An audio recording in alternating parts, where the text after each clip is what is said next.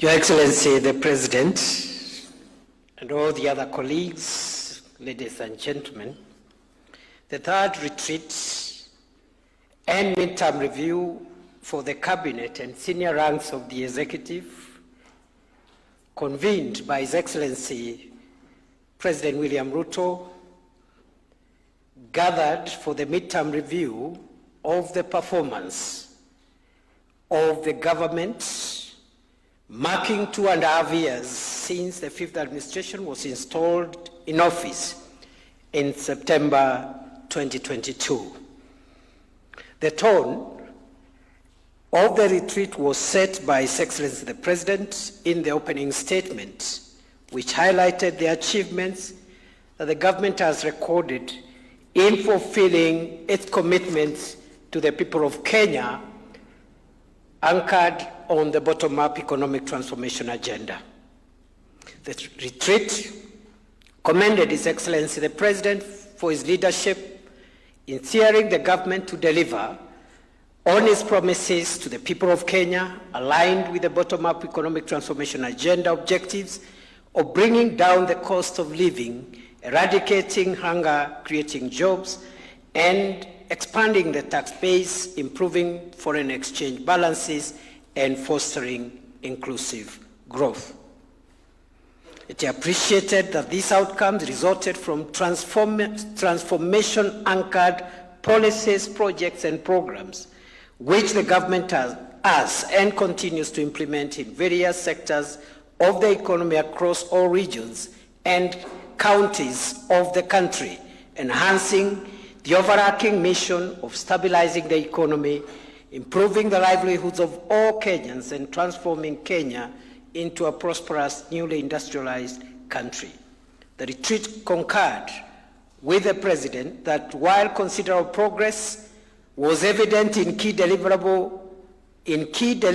milestones, there were shortfalls and gaps in particular areas that needed to be addressed for the government to wholly fulfill its binding social contract with the citizens. I pause there just to say that once we get the proceedings of this retreat and the report is extrapolated by the Cabinet Office, each one of us will be able to know what we need to do from what we've covered in the last 2 days, and basically from the keynote address of the President yesterday, twice actually, so that where, for example, guidance was given that going forward, this is what we need to do in this sector, then that's where the action points should flow. The progress made so far in service delivery, the retreat reviewed the status of the resolutions of the second retreat. It noted most of the resolutions of that retreat had been implemented or are on track, but there are others which are off track and have not been implemented. Again, I pause there to caution us that I hope once again the proceedings have been triangulated, those areas which are off track or have not been implemented should have an implication on somebody's performance contract.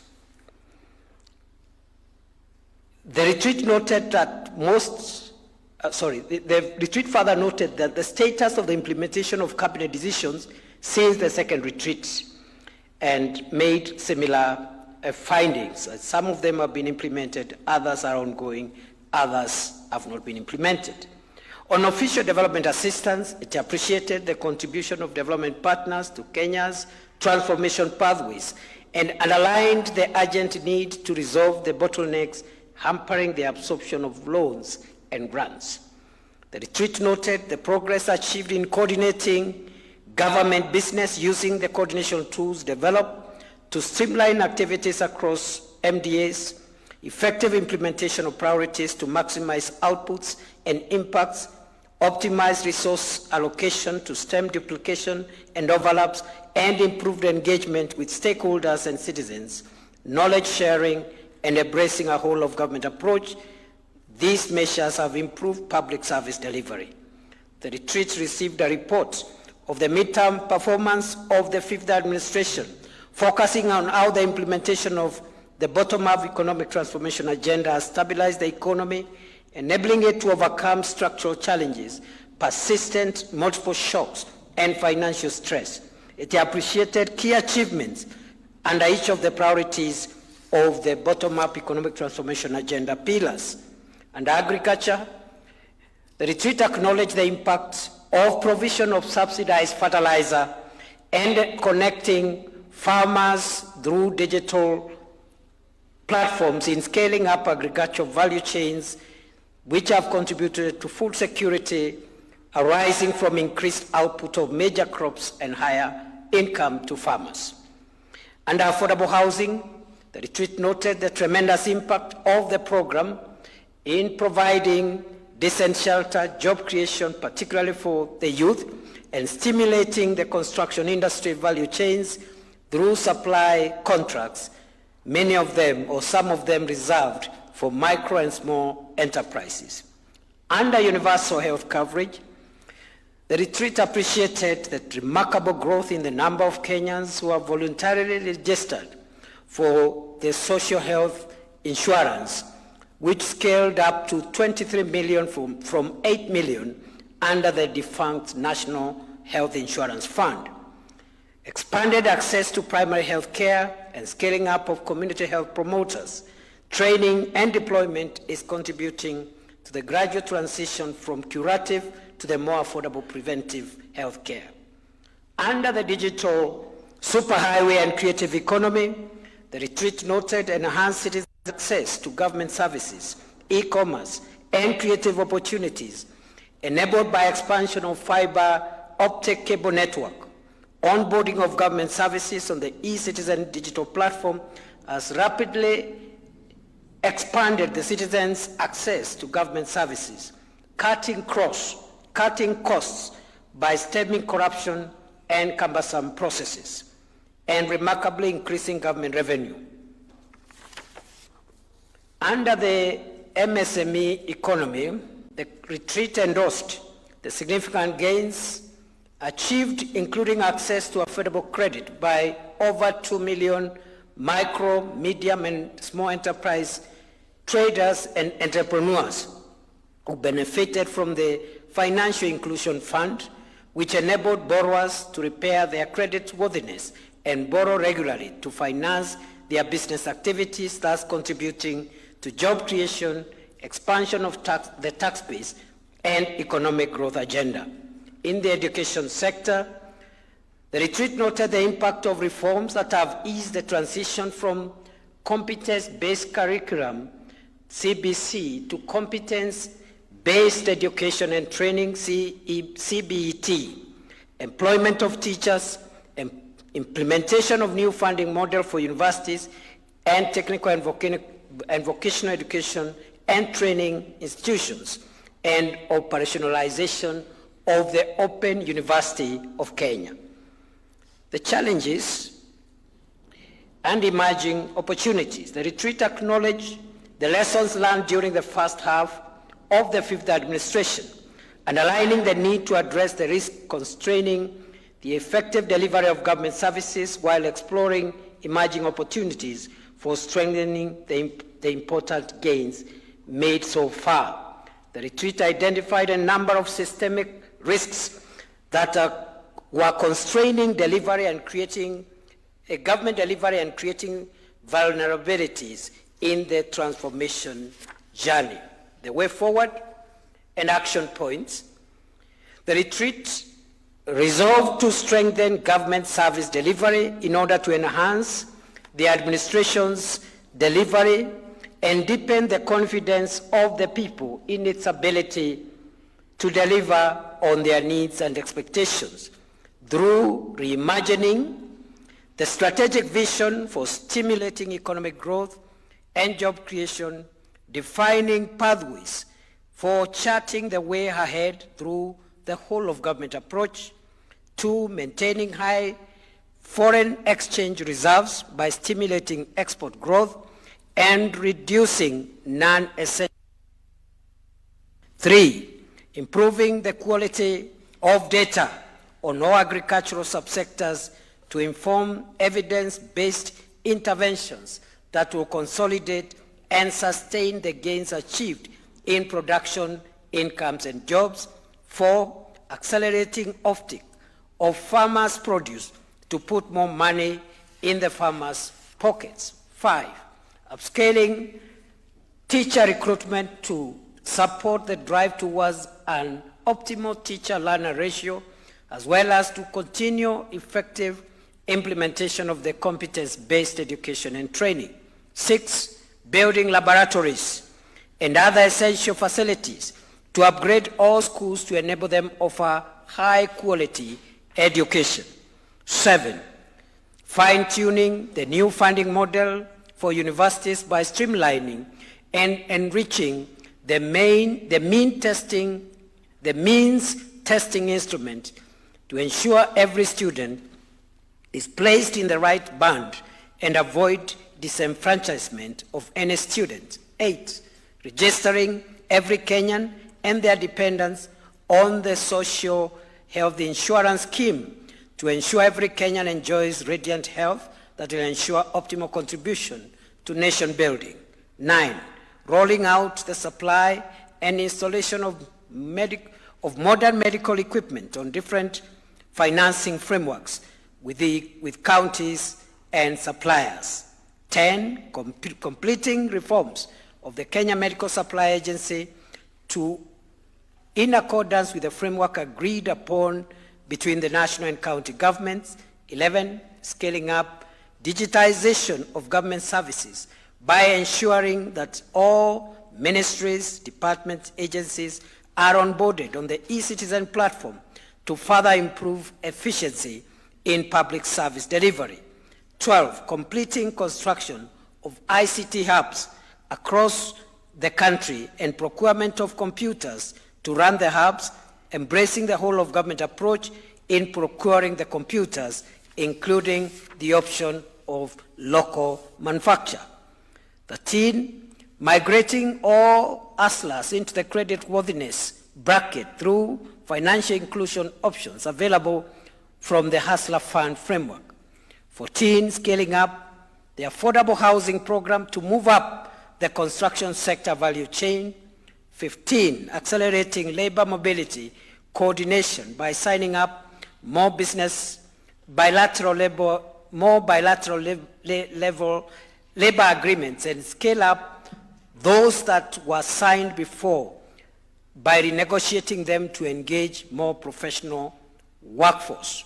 16, training more Kenyan youth on several foreign languages to improve their competitiveness for global jobs. 17, expanding capacities in special economic zones and explore new markets for Kenyan products. 18, deepening intergovernmental collaboration. 19, securing bilateral partnerships that respond to the transformation agenda and create mechanisms for protecting the interests of Kenyans in conflict regions. 20, deepening stakeholder engagement at different levels. 21, vertical and horizontal collaboration in governance. Finally, with regard to the implementation of the retreat's resolution, during the second half of the 5th administration's first term, the government will consolidate the gains achieved and re-energize Kenya's transformation journey, cementing opportunities for expanding economic growth and creating jobs that respond to the aspirations of our youthful population. Lastly, Your Excellency, because you asked this of me while you were here, it is proposed that the retreat report will be finalized in 3 days from today.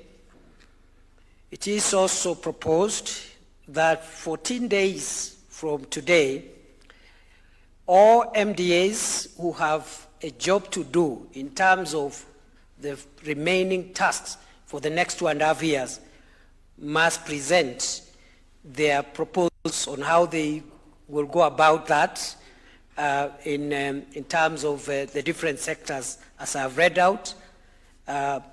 Give us a roadmap. I know John Bundy has been given the 4 issues, for example, what to do around the single treasury account and the other things, the e-procurement that HE has talked about.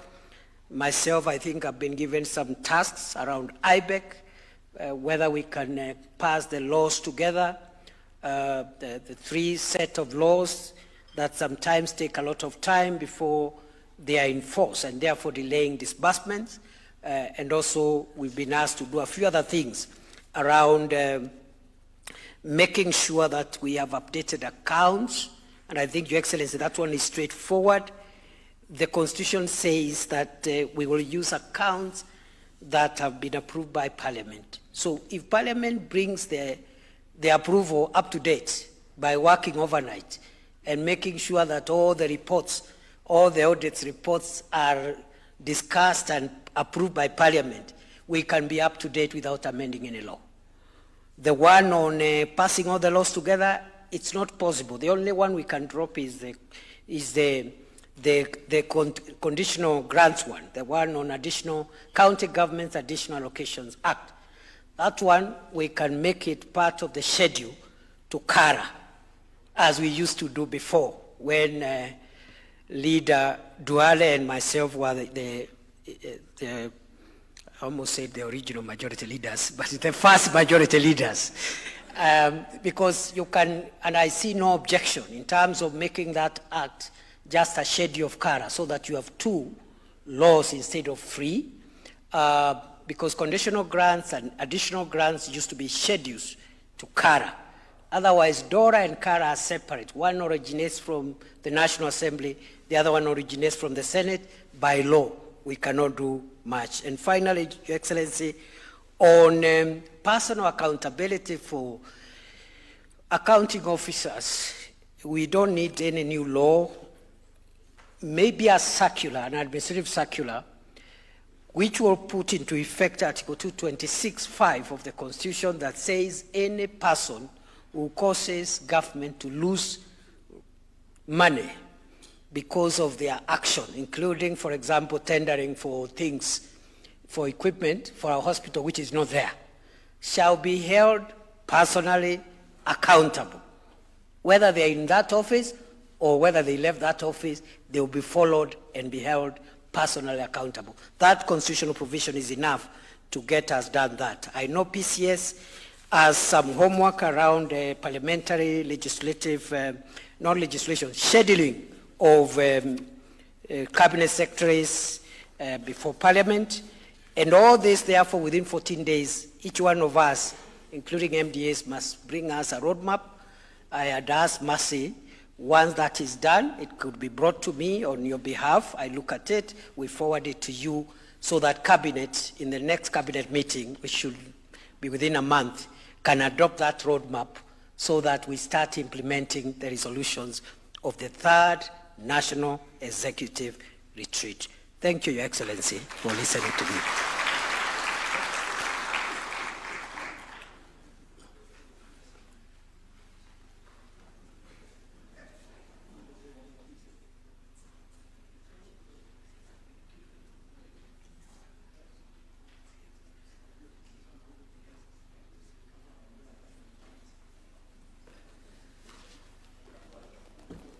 Normally, I cannot close an event like this when the President is sitting before me, but he has allowed me to make one announcement and close this meeting on his behalf, that the Cabinet Secretary is present and the Principal Secretaries have to sign off from the retreat.